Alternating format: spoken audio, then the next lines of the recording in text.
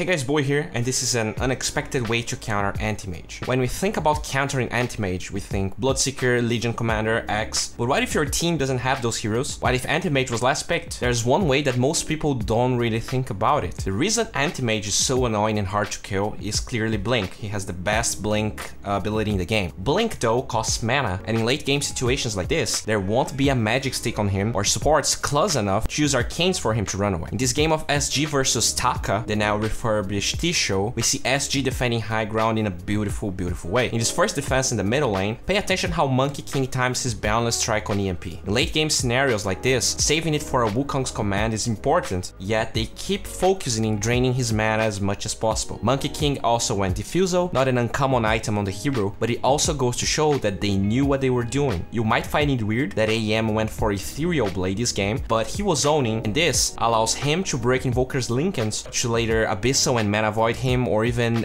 Batrider or Necro to follow up. So that's actually pretty great. He is one hero that can blink in aggressively and break that Linken's without suffering too much. Whereas if a Batrider just blinks in, he needs to be very close to cancel it with Force Staff, and then he's not gonna have the mobility to drag Invoker away. You get the idea. That being said, SG keeps delaying the push until Aegis just expires, and AM was feeling fine anyways. He has a Dazzle, right? But how good is Grave if he has no mana?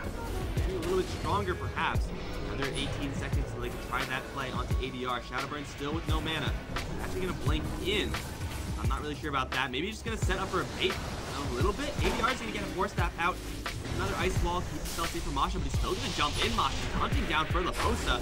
He's gonna have his Aegis reclaimed, and now's the big chance for SGE as Masha's out of mana. They stun him with the stick, they right click him, but now there's the Grave. He's still losing mana. He has to fight his way out of this. It's not gonna happen. Masha is finally gonna go down.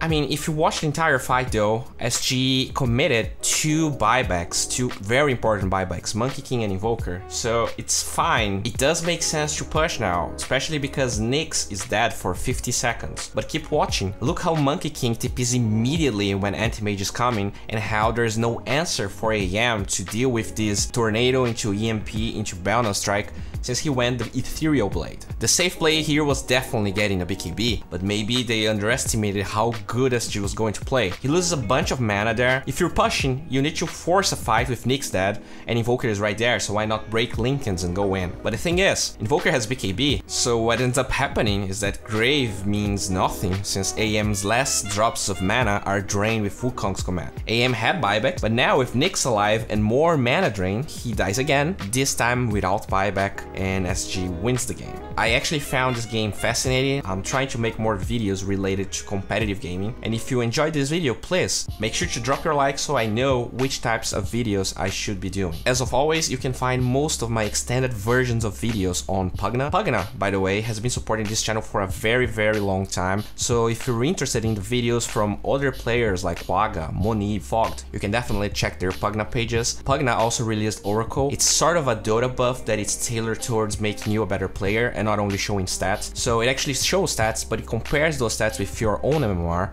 and the MMR brackets above you, which ends up allowing you to find out what it is that you're doing wrong. With that data, I'm pretty sure you can actually set up yourself to get better at Dota.